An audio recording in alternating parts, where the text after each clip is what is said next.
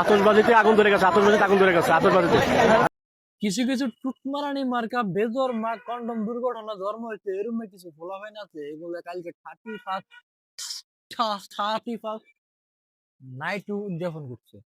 এটা উদযাপন করতে যাই মিরপুরের একটা জায়গার মাঝে আগুন ধরাই দিছে। সমুদ্র তো ওগুলো দড়ি আগুনের ভিতরে ভরে দেওয়া উচিত ছিল।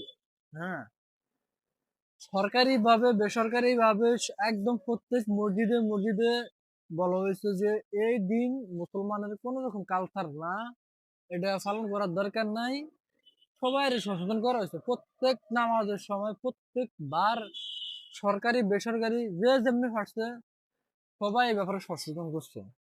আর কিছু কন্ডম দুর্ঘটনা জন্ম হওয়া এগো বাপ মার ঠিক নেই, এরা মনে করেন যে 35 হ্যাঁ উদযাপন করতে যাই, এই যে মিরপুরে একটা বিল্ডিং এর মধ্যে আগুন ধরা দিচ্ছে, ওনার বাপদাদা 14 গোষ্ঠী টিয়া দিয়ে ওই আগুনে যে ক্ষয়ক্ষতি হয়েছে এগুলো পূরণ করা উচিত না, এগুলো বেঁচে দেওয়া উচিত।